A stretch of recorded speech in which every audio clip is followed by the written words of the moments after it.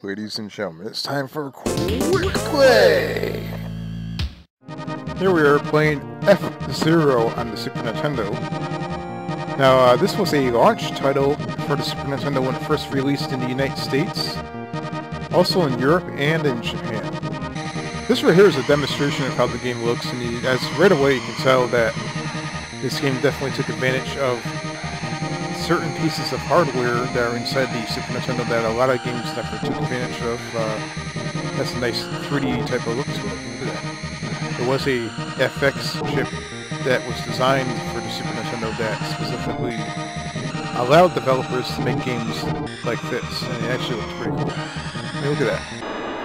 And this is where the game starts right here. And later on they eventually released Mario Kart, which used the same exact engine as F-Zero, and you have to try not to damage your vehicle. And this game came out the first day of the Super Nintendo release, so once again, this is probably one of the most impressive launch titles available on any console. Just right away it took advantage of the hardware. It's actually pretty good. So far the Super Nintendo is having a pretty good launch release in the United States. The United States had the best launch out of all. Let's check out and see what else they had available. And right here is the next launch title that was available for the Super Nintendo, Gradius 3.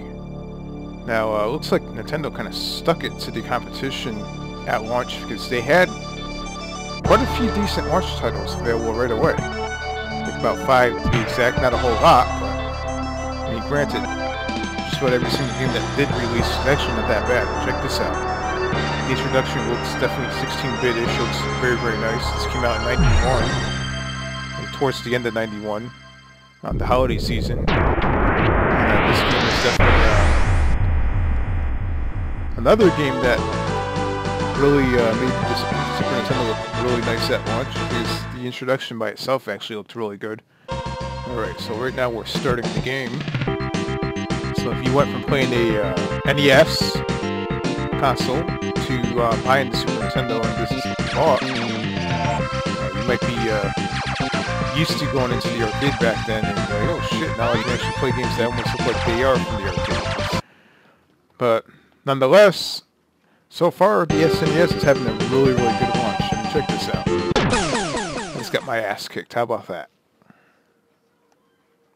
And then we have Pilot Wings for the Super Nintendo. This is definitely one of my favorite Super Nintendo games. It's definitely a fun game to play. The whole introduction title screen right there is pretty fancy looking. It's actually really nice. Very colorful looking. If you went from the NES to buying the SNES and you pop this game in, the wow factor right away on the title screen. Check this out. This is another game that took advantage of that special chip that was inside the SNES. And it gave it that 3D type of look. This game is definitely probably my favorite out of the bunch that took advantage of the chip. Very, very unique game. It's definitely really, really fun to play. And very hard at sometimes. Let's check it out. And check that out.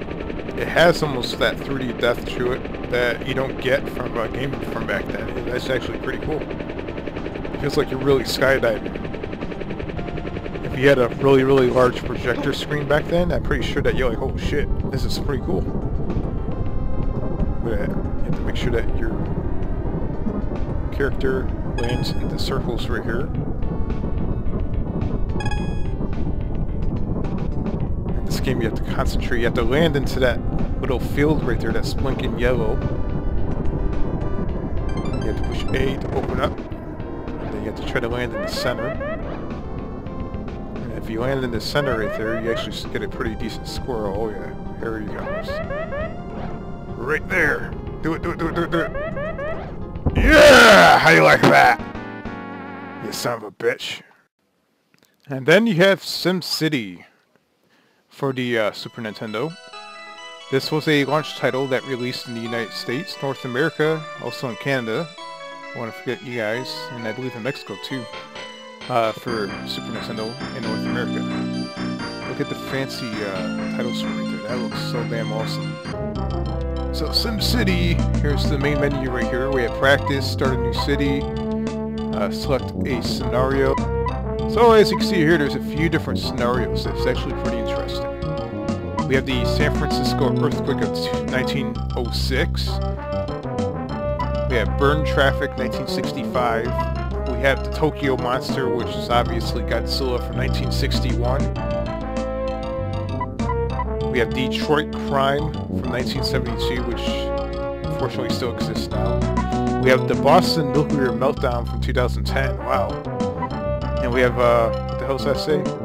Coastal flooding from 2047. Damn, that's pretty far into the future.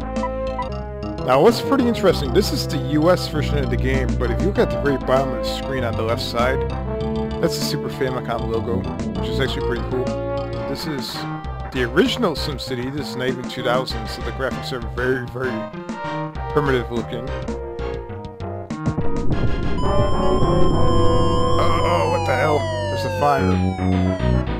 Look at that guy, he's going crazy. There's a fire going on.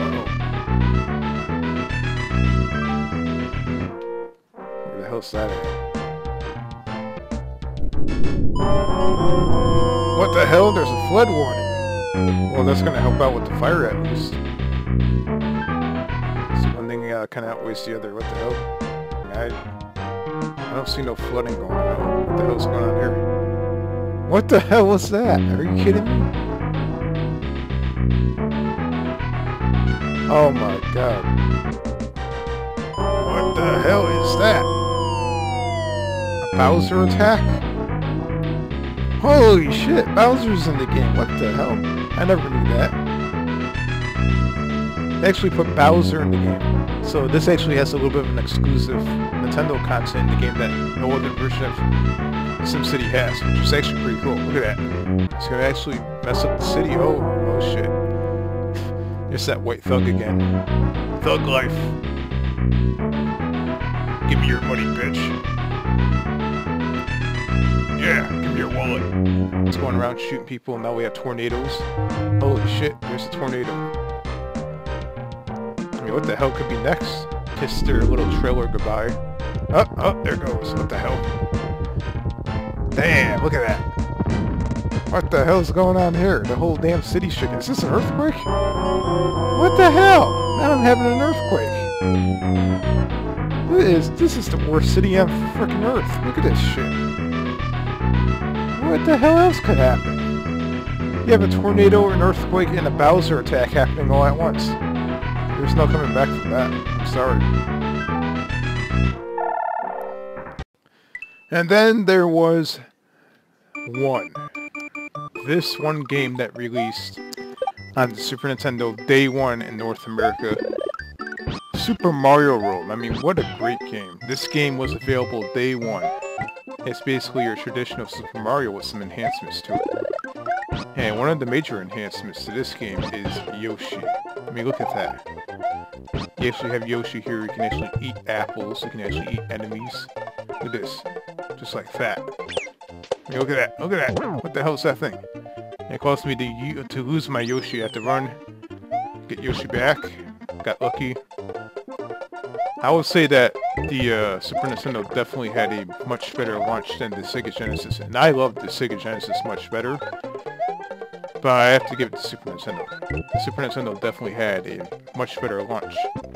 Now keep in mind that by the time the Super Nintendo launched at the end of '91 in North America, there was also plenty of Sega Genesis games already out. Sega released their console first, everybody knows that. But Sega basically beat the Super Nintendo to the punch by releasing Sonic the Hedgehog a couple of months before the Super Nintendo released. And they marketed the hell out of that game. And it was very, very successful. There's all kinds of Sonic the Hedgehog games that came out after that. So Sega thought ahead, and they definitely strongly marketed the Sonic the Hedgehog, and it came out a few months before the Super Nintendo even released. So by the time that Super Nintendo came out, there was already plenty of really good games available on the Genesis. Quick Play!